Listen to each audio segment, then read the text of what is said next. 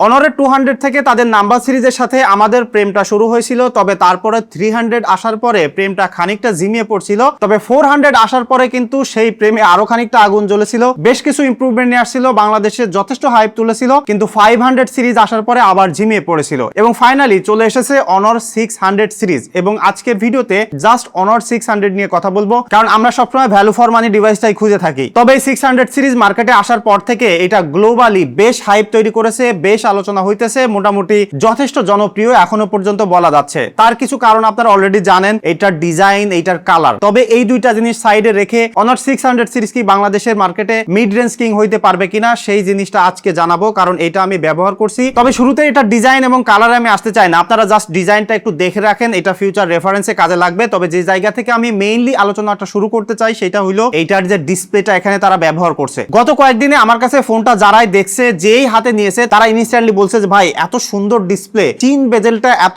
Symmetrical এবং এত কম করা হয়েছে, আপনি জাস্ট ডিসপ্লেটা দেখেন, এরপরে আর কমানোর কি কোনো জায়গা আছে? 8000 পর্যন্ত পিক ব্রাইটনেস রয়েছে, পিডব্লিউ ডিমিং সাপোর্ট করে, 120 হার্টজের রিফ্রেশ রেট রয়েছে এবং ডিসপ্লেটা সাইজটা হলো 6.57 ইঞ্চি। বর্তমান সময়ে কিন্তু আমরা অসংখ্য মানুষ আছি যারা ছোট ফোন পছন্দ করি, আবার অনেকে আছি বড় ফোন পছন্দ করি। তো সেই জায়গায় এই ফোনটা কিন্তু একটা মিডল বরাবর রয়েছে, মানে এটা বড়ও না ছোটও না, অন হ্যান্ডেও ইজিলি ব্যবহার করতে পারবেন। মিডিয়া এনজয় করতে গেলে একদম পারফেক্টলি একটা ইমার্সিভ এক্সপেরিয়েন্স পাবেন। এইচডিআর কন্টেন্ট দেখতে গেলে সাউন্ড কোয়ালিটির পাশাপাশি এআই ফিচার ব্যবহার করা হয়েছে, যেমন কন্টেন্ট দেখতে গেলে এটা এআই এর মাধ্যমে বুস্ট করে, কালারটাকে রিপ্রোডিউস করে, বিশেষ করে ইউটিউব শর্টস, ফেসবুক শর্টস এর জন্যও এটা কাজ করে। আবার যখন আপনি একদম লো লাইটে এটা ব্যবহার করবেন তখন ডিসপ্লেটা খুব সুন্দরভাবে ডিম করতে পারে, আউটডোরে ব্যবহার করলে এক্সট্রা ব্রাইট হয়ে যায়। তো যে কোনো কন্ডিশনে ব্যবহার করতে গেলে না, ডিসপ্লেটা আমি বলবো যে সত্যি অসাধারণ। 600 সিরিজে এসে এটা one of the finest improvement আমি বলবো, এটা দেখলে নিশ্চিত প্রেমে পড়ে যাইতে হয়। এবং এখানে ফেস লক সাপোর্ট করে, ক্যামেরার সাথে একটা ডায়নামিক আইল্যান্ডের মতো ফিচার রয়েছে, যখন আপনি আনলক করবেন সুন্দর একটা অ্যানিমেশন দেখতে পারবেন। একদম নিচে এখানে ফিঙ্গারপ্রিন্ট সেন্সর রয়েছে,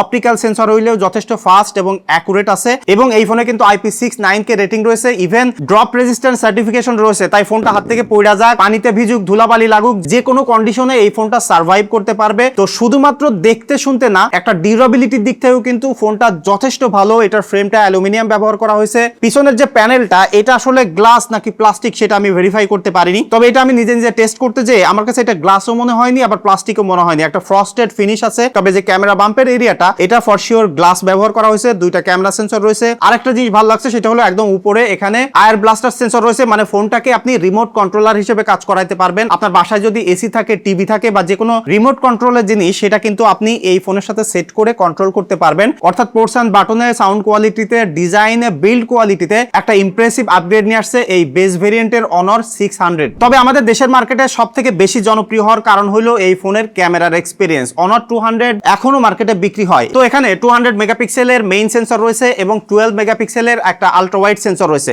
অনরের যে ফটো স্টাইল, আমি দেখলাম যে সেই সেম ডিএনএটা তারা এখনো ক্যারি করতেছে। আপনি জাস্ট অনর 200 থেকে শুরু করে এখনো এসে ছবিগুলো একদমই এডিটেড, একদম বুস্টেড কালার, ফেসটা হালকা একটু স্মুথ করবে, অ্যাগ্রেসিভ ডায়নামিক রেঞ্জ ক্যাপচার করতে পারে। ভাই এত কন্ট্রাস্টি লাইটে, লো লাইটে ছবি তুলে দেখছি, প্রত্যেকটা জায়গায় আলট্রা ওয়াইড সেন্সর এবং মেইন সেন্সরটাও ভেরি কনসিস্টেন্ট, সিমিলার কালার। 12 মেগাপিক্সেলের আলট্রা ওয়াইড সেন্সরটা নিয়ে এত বেশি হাই এক্সপেকটেশন ছিল না, বাট লো লাইটেও যে ডিটেইল আমাকে প্রোভাইড করছে সত্যি ইমপ্রেসিভ ছিল। তো আমি বলবো যে নরমালি ছবি তোলার জন্য আলট্রা ওয়াইড থেকে শুরু করে 30x পর্যন্ত জুম করে এটাতে যে ছবি তোলার ক্যাপাবিলিটি তারা দিয়েছে, তাতে এখানে আসলে টেলিফটো লেন্স আপনি মিসিং করবেন না। এবং 10x পর্যন্ত তো অ্যাটলিস্ট ভেরি গ্রেট ডিটেইল পাওয়া যাচ্ছে। এবং যে ক্যামেরা অ্যাপসটা আছে সেটা সত্যি বলতে জুমিং করার জন্য বা এমনি ব্যবহার করতে গেলে খানিকটা ফিলস লাইক আইফোন, এবং এই ম্যাজিক ওএস 10 আসার পরে it feels more like iPhone. এবং কালার আর ডিজাইন তো আপনারা জানেন। তো সব মিলিয়ে ক্যামেরার এক্সপিরিয়েন্স আমি বলবো যে আগের থেকে যথেষ্ট ইমপ্রুভ হয়েছে, প্রসেসিং এর দিক থেকে ইমপ্রুভ হয়েছে। আমি সব থেকে বেটার যে এক্সপিরিয়েন্সটা পেয়েছি সেটা হলো এটার পোর্ট্রেট তুলতে গেলে এখানে ডিফল্ট ফোকাল লেন্থ তারা প্রোভাইড করছে হলো 1x, 1.5x এবং 2x। এবং এই পোর্ট্রেট তুলতে গেলে এখানে ম্যাজিক কিউ বা পোজিং এর একটা অপশন আছে, আপনি চাইলে এটার মাধ্যমে দেখে নিতে পারবেন আপনি যে লোকেশনে বসে আছেন ওই লোকেশনে আপনার জন্য পারফেক্ট পোজ কোনটা। মানে ফটোগ্রাফিতে এক্সপার্ট না হইলেও এইটা আপনাকে এক্সপার্ট করে দিবে। এবং এই প্রত্যেকটা পোর্ট্রেটের edge detection most of the time perfect ছিল, ব্যাকগ্রাউন্ডের ব্লার, সেপারেশন এবং ফোকাস ফলোআপটাও খুবই দুর্দান্ত ছিল। আপনারা যারা একদম রেডি টু আপলোডের মতো ছবি তুলতে চান, কোনো প্রকার এডিট করতে চান না, বিশেষ করে মেয়েরা এটা 100% পছন্দ করবেন। আপনি যদি প্রপার লাইটে পোর্ট্রেট ছবি তোলেন, এভরি সিঙ্গেল ক্লিক আপনার ভালো লাগবে। তবে একদম এক্সট্রিম লো লাইট কন্ডিশনে গেলে আমি একটা জিনিস প্রবলেম দেখলাম, সেটা হলো ফেসটাকে একটু অয়েল পেইন্টিং করে ফেলে, সামান্য জন্য একটু কন্ট্রাস্টি করে ফেলে, তবে আমার মনে হয় যে ওইরকম লো লাইট কন্ডিশনের জন্য এই ফোনটাকে জাস্টিফাইড করার দরকার নাই, কারণ আমি দেখছি যে ওরকম লো লাইটে একমাত্র স্যামসাংই আসলে টিকে থাকতে পারে। রাতের বেলা যেসব স্যাম্পলগুলো দেখতে পাচ্ছেন হালকা সোর্স লাইট ফেসের পরে পড়লে একদমই ইউজেবল পিকচার পাবেন। তো এখানে টেলিফটো লেন্স না থাকলেও আমি বলবো কম্প্রেসড ব্যাকগ্রাউন্ডের জন্য বা পোর্ট্রেট ছবি তোলার জন্য এখানে একদম এক্সট্রিম একটা ইউটিলাইজেশন করছে এই যে 200 মেগাপিক্সেলের সেন্সর। এছাড়া এখানে বেশ কিছু এআই এর ফিচার রয়েছে, আপনি ছবিকে এডিট করার জন্য যদি আপনার অনেক বেশি স্কিলও না থাকে আপনি ভ্যারাইটি অফ টাইপের ছবি তুলে ফেলতে পারবেন। ইভেন এখানে ইমেজ টু ভিডিওর অপশনগুলো আমার কাছে সব থেকে বেশি ভালো লাগছে, এবং অনার বলতেছে এটা একদম নেক্সট জেনারেশনের এআই এর ফোন। এবং সত্যি কথা বলতে কি এখানে এআই এর যেসব এন্টারটেইনিং যেসব ফিচারগুলো দিয়েছে সেটা অন্যান্য কোম্পানি আসলে অন্য ডিরেকশনে আছে।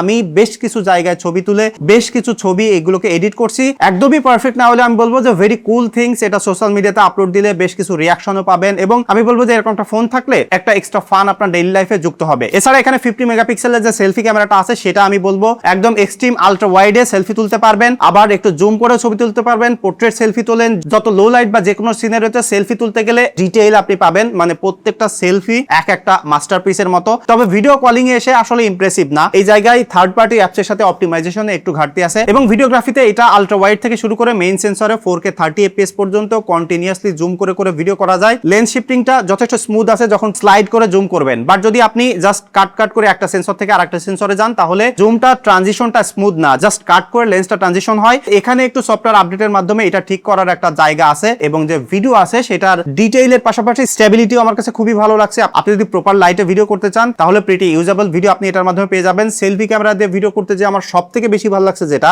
ওয়াইড ফোকাল লেন্থ, আপনি যদি ব্লগ টাইপের ভিডিও বানাইতে চান জাস্ট ফোনটা এইভাবে ধরেন, আপনাকে ফুললি ফ্রেমে সেটে যাবেন এবং আপনার আশেপাশে আরো অনেক জায়গা থাকবে, মানে টোটাল এনভায়রনমেন্ট দেখানোর জন্য এইটার সেলফি ক্যামেরার ভিডিও আমার কাছে অনেক ভালো লাগছে। ফুল এইচডি পর্যন্ত ব্যাকগ্রাউন্ড ব্লার করে ভিডিও করতে পারবেন, ভিডিওর স্টেবিলিটি এজ ডিটেকশন খুবই ভালো আছে। তবে ওভারঅল ভিডিও সেগমেন্টে আমি বলবো যে ডিটেইলের ক্ষেত্রে বা নয়েজ রিডাকশনের ক্ষেত্রে বেশ কিছু ইমপ্রুভমেন্টের সুযোগ আছে। 200 সিরিজ থেকে এই 600 সিরিজ পর্যন্ত এসে অনর কনসিস্টেন্টলি তারা ইমপ্রুভ করে যাচ্ছে, তবে একদম টপ লেভেলে না যাইতে পারলেও এখন আমি বলবো যে যথেষ্ট ইউজেবল ভিডিও কোয়ালিটি এটার মাধ্যমে ডেলিভারি করতেছে। তো এটাও একটা বর্তমানে 600 এর স্ট্রং পয়েন্ট। তবে সব থেকে স্ট্রং পয়েন্ট এই ফোনটা ব্যবহার করতে গেলে ডে টু ডে লাইফে যে এক্সপিরিয়েন্সটা এটার মাধ্যমে পাবেন, কারণ এখানে ব্যবহার করা হয়েছে স্ন্যাপড্রাগনের 7 Gen 4 এর প্রসেসর, 8GB র্যাম রয়েছে, এটা 12GB র্যামেরও একটা ভেরিয়েন্ট পেয়ে যাবেন, 128GB 256GB 512GBরও ভেরিয়েন্ট রয়েছে। সো আপনাদের যার যেটা লাগে সেটা অবশ্যই কিনে নিতে পারেন। তবে এটার যেটা আমি বলতেছিলাম যে এক্সপিরিয়েন্সটা ভালো, এটার ডিসপ্লে এটার সফটওয়্যারের যে এক্সপিরিয়েন্স আছে এত স্মুথ ডেলিভারি করে, আপনি হেভি গেমিং করেন পাবজিতে 90 FPS সাপোর্ট পেয়ে যাবেন, থার্মাল থ্রটলিং এর কোনো ইস্যুস নাই, খুবই অপটিমাইজ ভাবে এই প্রসেসরটা পারফর্ম করতে পারে, ফোনটা ওভার হিটিং করে না। ওভারঅল ইউআই যে এক্সপিরিয়েন্সটা পাচ্ছেন সেটা আমি বলবো যে মোর লাইক আইওএস, যারা আসলে অ্যাপেলের এক্সপিরিয়েন্স পাইতে চান বাট অ্যাপেলের সফটওয়্যার আপনার ভালো লাগে না, আপনি অ্যান্ড্রয়েডই ব্যবহার করতে চান, তাহলে আমি বলবো যে ম্যাজিক ওএস আপনার সেই শখটা পূরণ করবে। বিশেষ করে এটার লক স্ক্রিন থেকে শুরু করে